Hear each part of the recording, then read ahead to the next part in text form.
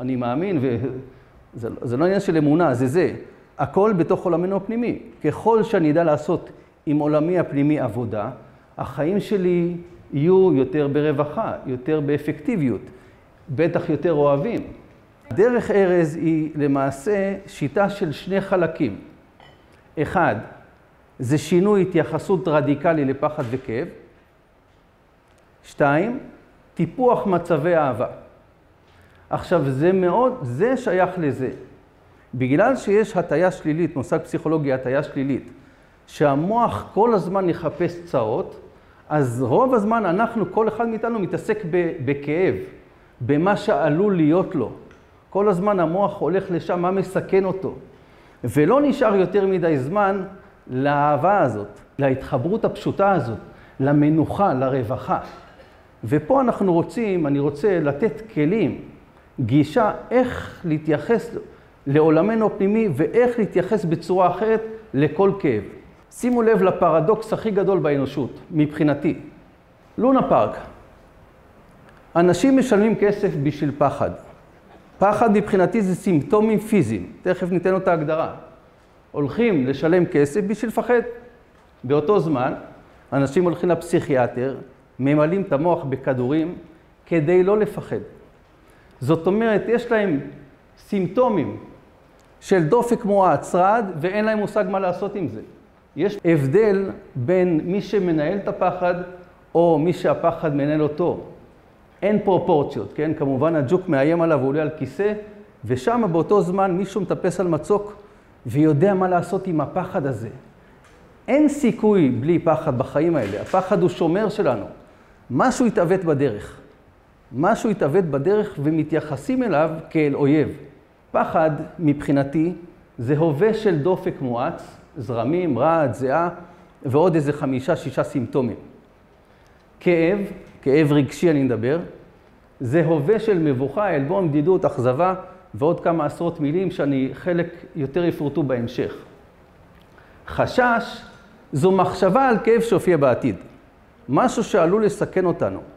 זאת אומרת, רוב הסבל שלנו בכלל נמצא בחשש.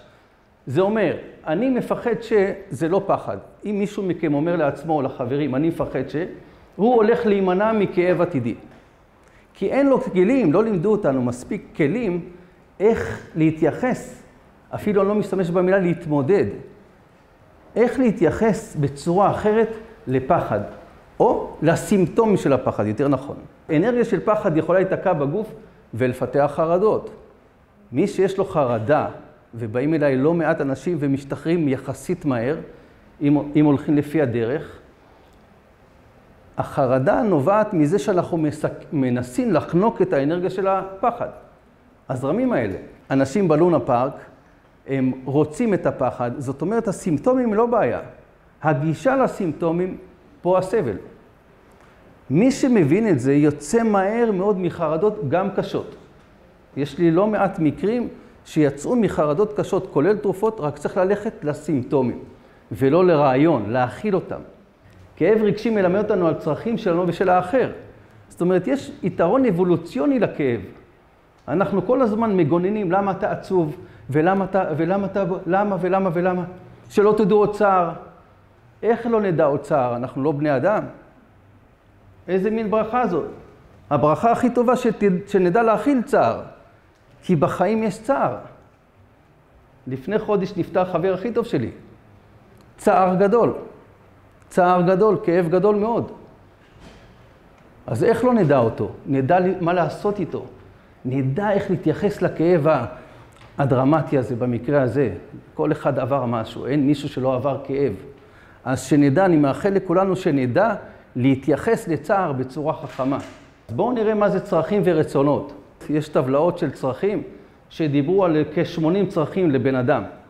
בעברית יש 100. נבין עכשיו את הקשר בין צורך שלא נענה לכאב רגשי. רשמתי מספר דוגמאות. כל אחד מאיתנו צריך ביטחון. ראינו בטבלה הקודמת שגם יש צורך בביטחון, יש צורך בשייכות, יש צורך במשמעות בחיים. עכשיו, מה קורה שזה לא מתקיים? נגיד צורך בביטחון, מופיעה חרדה או ספק. מה יהיה? שייכות. אם אני לא מרגיש שייך, זה אומר שבדידות מופיעה. הרי אם יש לי שייכות, אין לי בדידות. אם יש לי בדידות, סימן שאין לי שייכות. אוקיי? ריקנות, בן אדם שמרגיש ריקנות, אני לא יודע כמה מטפלים יש פה, אבל הוא מספר על ריקנות, מיד אפשר לדעת שהצורך שלו במשמעות. משהו שיעניין אותו, שיסמן לו איזה כיף לקום בבוקר בשביל משהו. כשמופיע כאב אצל בן אדם ואצל כולנו, אנחנו מפתחים דרכי הימנעות. אחד הדברים הכי פופולריים זה להימנע מכאב. אין יצור בטבע שרוצה כאב. אין אורגניזם שמסכים לכאב. אין, לא יהיה. וגם אנחנו לא. אז הדרכים הנפוצות לנתח ולהסביר. מומחים בלהסביר למה כואב לי, ולפתח אשליה שאם אני אבין לא יכאב לי. אז יש סוג של, כמו אשליה של מין נחמה כזאת, אבל עדיין זה לא לעבוד עם הכאב. ובהמשך אני אסביר מה הכוונה לעבוד עם כאב במילים שלי, בדרך הזו, בדרך ארז, כן? להתלונן ולהאשים. אם מישהו מתלונן ומאשים, סימן שכואב לו. משהו כואב לו. הוא לא קיבל צורך ואז מתעורר רגש לא נעים, ואז הוא מתלונן ומאשים. לפעמים אפילו את המזג אוויר. ובנוסף לכל הדברים האלה, הניסיון האינסופי לספקולציות. למחשבות האינסופיות, מה הייתי צריך להגיד ומה הוא אמר ורגע, או אם הייתי אומר ככה. נתתי פה אפשרות לראות רגש מתוך הנרטיב. אז יש מחשבות על העתיד, בן אדם, יש צמצומים בעבודה, אז מה קורה לו בזמן הווה? יש דריכות, יש מתח. הוא אומר, אולי יפטרו אותי, מתחיל הכל בראש, הרדיו הזה. אז יש לו חשש או סטרס כבר. אז הוא מתחיל לחשוב, וואי, הוא לא ימצא עבודה. אז יש דאגה, חוסר ודאות, לא יהיה כסף. מה זה מאיר? איום קיומי, חרדה, וכו' וכו' וכו', מגיע לבדידות. רוב הסיפור בראש מגיע לבדידות בסוף.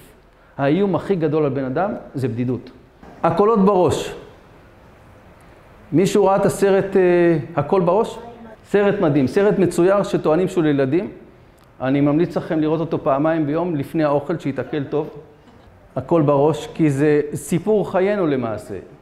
מארק טוויין אמר, היו לי הרבה צרות בחיי, מקצתן קרו ממש במציאות. זה ממש מאפיין אותנו שרוב הצרות קרו בראש שלנו ולא במציאות. אנחנו מדמיינים אותם. אחד הכלים המדהימים שיש לנו זה הדמיון, וזה הכלי המאמלל אותנו גם. אנחנו מדמיינים צרות. המוח כל הזמן הולך כדי לשרוד, הוא בנוי לדמיין צרות. החזון זה מותרות בשביל ההישרדות, מערכת הישרדות, זה מותרות. מה עכשיו חזון? אתה צריך לשרוד. יש צרות בדרך, עוד שנייה יקרה משהו. ככה זה, אנחנו לא שולטים על זה. אנחנו יכולים להבין את זה, ואז לפתח דרכים לצאת מהסבל שנובע מזה. זאת אומרת, זו אותה מערכת נותנת לנו את היתרון. לפעמים אני אומר, מה מותר הבהמה מן האדם? לא הפוך, מה מותר האדם מן הבהמה? הבהמה בחיים לא תסבול ממשהו שלא קיים. אנחנו כן, אז יש לה איזה יתרון עלינו. אותו סרט הכל בראש מבוסס לדעתי על שני פסיכולוגים, הל וסידרה סטון, שיצאו מהפסיכולוגיה הקלאסית ופיתחו את ה-voice dialogue, מי ששמע. אבל ה-voice dialogue מדבר על ריבוי דמויות, על אינסוף דמויות שיש בכל אחד מאיתנו. אני לוקח מתוך השיטה הזאת רק את המאמללות. ולכל אחד מאיתנו יש איזה 2-3 דמויות מאמללות. מאמללות, פרסונות מאמללות, שבכל רגע נתון אנחנו הולכים איתם. מסתכלים כמו משקפיים, צבע ירוק, צבע חום, צבע אדום. הפרסונה היא פרשנות לכאב. יש לנו הרבה כאבים בחיים, עכשיו עם הזמן, עם השנים, ההתייחסות מקבעת פרסונה. הביקורתי אומר, למשל, תעשה את זה פעם אחת כמו שצריך. כואב לו משהו, לא מסתדר לו משהו, הוא נהיה הדמות הזאת שכל הזמן מבקרת. או את עצמו או את האחרים. אבל זה סך הכל פרסונה. ויש מה לעשות עם זה. הפרפקציוניסט, זה עדיין לא מושמע, עוד קצת וזהו. הפרפקציוניסט תמיד יהיה לו עוד קצת וזהו. כי משהו לא מסתדר בתוכו עם אי שלמות, היסטוריה. כל ההיסטוריה, כאילו זה, ההיסטוריה שלו מדברת במשפט אחד. הקורבן בעייתי מאוד ונפוץ מאוד.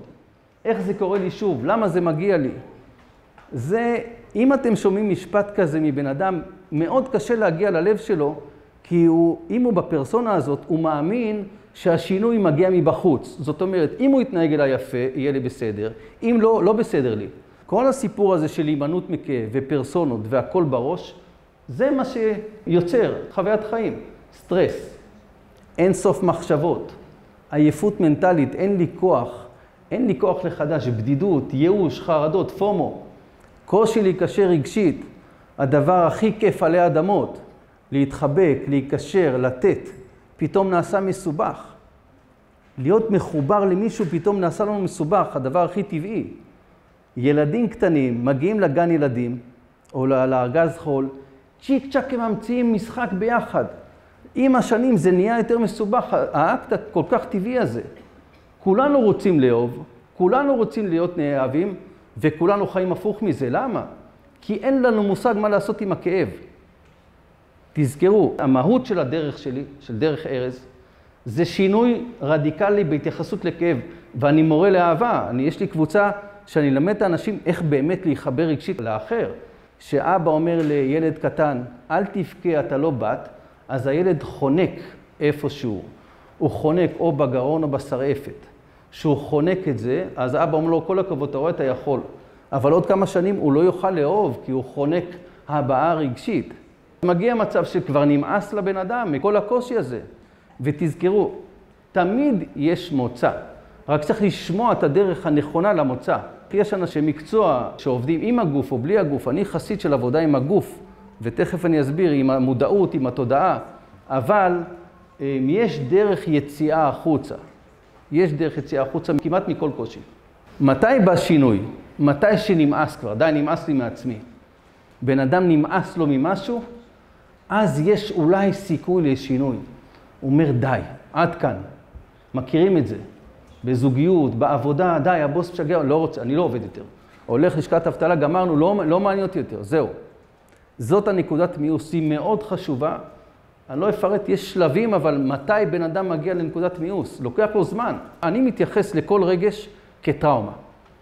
לא רק תביעה זה טראומה, לא רק חלילה מלחמה שאנחנו כולנו סובלים מזה, זה טראומה, לא רק להתקע במעלית זה טראומה, גם כל אלבון או כל איך הקשקוש הזה לילד קטן, מבחינתי זה טראומה. הדרך שאני מתעסק עם זה חשיפה הדרגתית למעשה לדבר הזה, לטראומה, לאלבון, לאכזבה. בשביל זה אני מחפש רגש אחד. אני לא צריך את ההיסטוריה. תראו, אנחנו תוצאה, כל אחד מאיתנו הוא תוצאה של מה שהיה עד לרגע זה. פוטנציאל גנטי ונסיבות חיים. אחרי הדבר הזה אולי יהיה קצת שינוי בכל אחד, כי אתם תהיו תוצאה של ההרצאה הזאת. גם אני אהיה תוצאה של ההרצאה הזאת. בהתחלה עזרתי לבן אדם לצאת מקיבוץ. היה לא מסתדר עם החיים לאיזה שחרור, איזה הרפאיה. כמו שהייתה קצת לחץ, קצת זה, פתאום נהיה רפוי. אבל עם הזמן אמרתי, זה לא מספיק. אני רוצה שהבן אדם יצא מההרפאיה להתרחבות. לראות את האחר, לאהוב אותו, להתחבר אליו, לתת לו. אם נטעם מנגו פעם אחת, אנחנו נדע מה זה מנגו לכל החיים. כי זה נרשם במוח. המוח הוא תלוי שימוש. אם אני משתמש בהתנהגות מסוימת, המפה שלה תגדל. אם אני משתמש באיבר מסוים, המפה תגדל. עיוור, או בן אדם שאיבד את העיניים שלו, נהיה עיוור, המפה של הראייה במוח קטנה. אבל משהו אחר כובש את השטח. סביר להניח שזה יהיה מישוש או שמיעה. כי המפה תגדל, כי הוא חייב לשרוד. אז משהו, אין וקום במוח. אז אותו דבר בהתנהגויות. אנחנו מחליפים את האשמה בקבלה של אשמה. מחליפים את החוסר ודאות בהכלה של הפחד הזה. משנים התייחסות לכל דבר וגורמים לנוירונים להתחוות כמו שאנחנו רוצים. אם יש פה מטפלים, תחזיקו את ההקשר הזה. זה הקשר נפלא. אנחנו קובעים, נכנסים למוח ומכוותים כמו שאנחנו רוצים. מי שאחראי כמובן למען רווחתו של המטופל או התלמיד. ההגדרה שלי למה שאני עושה, שינוי התייחסות לפחד וכאב. אני לא רואה פחד כמחלה ולא אשמה כמחלה, זה אין מה לרפא. אני משנה את התייחסות, בסדר? אני עושה את זה טיפה יותר קל, אני משתמש במילים טיפה יותר קלות, הרבה בגלל ה-NLP. איך אני כל הזמן בוחר מילים של המוח, לא תהיה התמודדות, הוא לא יאוים. לעזור גם בזה, אפילו ניואנסים קטנים, זה מאוד עוזר. אנחנו רואים פה את הפרופסור עם השפן. זאת אומרת, אני קורא לזה המדען ושפן הניסיונות. בו זמנית אנחנו יכולים להיות גם המדען וגם השפן הניסיונות. כשאני עשיתי מחקר על הבדידות שלי לפני המון שנים, אז הייתי גם המדען שמתעד, מקליט וחווה ויודע, וגם החווה. זאת אומרת, עם אותה סקרנות הייתי לגבי הכאב שלי, נכנסתי לכאב. אבל הייתה לי סקרנות של מדען, שאני הולך לפצח משהו גדול, שהוא לא רק לחיים שלי, הוא לחיים של אחרים. החיים של כל מי שיבוא איתי במגע, אי פעם. תנסו לעצור רגע בדקה בחיים ולהבין מה הרגש הלא נעים שקיים באותו רגע. לתייג אותו. היציאה מסבל זה קודם כל לתייג את הרגש. אנחנו עובדים בתהליך טוב עם אינסטינקטים של כמובן עבודה עם כוח, עבודה עם הזעם הזה, עם האלימות הזאת שצבורה בגוף, לתת מענה לדבר הזה כדי שלא יסתבר, חלילה בחוץ, אבל שלא יתפוצץ פנימה. אז עם השנים פיתחתי עבודה של עבודה עם הזעם, כדי שהקורטיזול יתפרק, והבן אדם יוכל להגיע לכאב שמתחת לזעם עם כלים שהוא כבר עבר. זעם זה טיפה יותר מתקדם. תרגול 5 התייחסויות, 1, זה הכלה של הכאב. כאב רגשי כמובן, יש התייחסות נוספת, זה סירוב. הגוף מתכווץ למשהו, זה אומר כמו בכאב פיזי. כאב פיזי, הוא עושה קיבוץ. בכאב רגשי, לפעמים יש חנק בגרון, או השרפת מתכווצת, או הכתפיים מתכנסות, זה אומר שהוא מנסה להימנע מכאב רגשי. אז אנחנו עובדים עם הסירוב הזה, מחזקים אותו. נותנים לסירוב, מחזקים את תנועת הסירוב ועוצרים. הטכניקה הנוספת זה הומור תוך כדי כאב. חשוב מאוד ללמד או לאפשר הומור בחלל תוך כדי כאב. כי אז מה קורה במוח? הוא רואה שזה לא כזה נורא. ואני משתדל מאוד לעשות משהו שהבן אדם קצת ידיז את השפתיים, יעלו לו ויעלה חיוך לאירוע הזה. שבתוך הטראומה יהיה לו איזה סימון של איזה מישהו שיצחיק אותו אפילו. זה עוגן טוב להמשך התהליך שלו. הדבר הרביעי זה תנועה תוך כדי כאב. הרבה פעמים אנחנו מסתגרים בכאב, רוצים להתכסות, לא יוצרים קשר, לא ולא. אנחנו רוצים לנוע עם כאב, לתקשר תוך כדי כאב. זה אתגר, זה אנחנו לא רגילים, אבל זו דרך. והדרך האחרונה זה הזדהות עם הכאב, כמו שחקן תיאטרון, כאילו הוא הכי אשם בעולם, הוא הכי עצוב בעולם, הוא הכי בודד בעולם, ועוצרים. העניין הוא תרגול כמה דקות כדי להראות למוח שאני יכול לצאת, אני יכול להיכנס. אני יכול לצאת, אני יכול להיכנס, הוא נרגע. אז בזמן אמת הוא לא כזה מאוים מבדידות ולא מעלבון ולא מאשמה. כי הוא כבר בתרגולים והוא רגיל לצאת ולהיכנס. מדדים לתהליך התפתחות טוב. אישי וטיפולים, יש פה מטפלים. יוצרים שינוי ב3 פרמטרים ביחס לכאב הרגשי. 1 זה העוצמה שלו. הייתי מתערער, מ9 ירד ל4. משך הזמן שלו במקום יומיים, שעתיים, ותדירות הופעותיו במקום כל שבועיים, פעם בשנה. בסדר? אז יש 3 פרמטרים שנחזיק. אנחנו רוצים להוריד באופן, בצניעות, כן? זה תהליך טוב. אנחנו לא תמיד מחסלים את הדברים, לאט לאט, אבל כל הזמן בהתקדמות. לאן ממשיכים אחרי שמרפאים? אנחנו עוברים מהרפאיה להתרחבות. וזה אומר התפתחות בשני קווים במקביל. לא רק לצאת מהאשמה, אלא גם לזהות משאלות לב היבטי חיים חיוביים, טיפוחם והעצמתם. יופי, אז אני מסתדר עם האשמה שלי, אז מה? איפה האחרים? איפה האהבה שלך? איפה היצירה? איפה השמחה? איפה הנתינה? הדרך לחירות רגשית. ההגדרה שלי, היכולת לנוע בקלות בין שני מצבי חיים הפוכים. מה זה אומר? בין שייכות לבדידות, שזה שני מצבי חיים הפוכים, אני נע בקלילות. ליהנות מקיום הצורך, שייכות, ולחיות בסיפוק גם אם אינו מתקיים. זה מאוד מתקדם, כי כבר עשיתי תהליך ושיניתי התייחסות לכאב, שבאה האשמה, שבאה הבדידות, אני יכול להכיל אותה בצורה אחרת, והיא משרת את ההתפתחות שלי. עשיתי עם הרב המקובל, הרב גוטליב, מודל. בדרך כלל תהליכים זה מקיבוץ להרפאיה. אז המודל שבניתי איתו, מודל ההאזנה ההדדית, זה מקיבוץ להתרחבות. זאת אומרת, כל אירוע בחיים, אני לוקח להתפתחות שלי העליונה, הגבוהה ביותר. זה כמו קוד, שבדידות לרגע מסוים מובילה אותי להתמסרות מוחלטת, לחיבור הוא מתחבר לבורא עולם, או אני יכול להתחבר לאנושות כולה. אבל זה מאוד מתקדם. מה זה האזנה הדדית? ההיגיון שלה, הרציונל. כשזליגת האנרגיה לרגשות מטרידים פוסקת, מתפנה אנרגיה לשם טיפוח היבטי חיים חיוביים. אם אני כל הזמן מה יגידו, מה יעשו, אז אני לא פנוי לאחר. אבל נגיד זה נהיה רפוי, אז אני יכול להתחיל עם התנועה הזאת.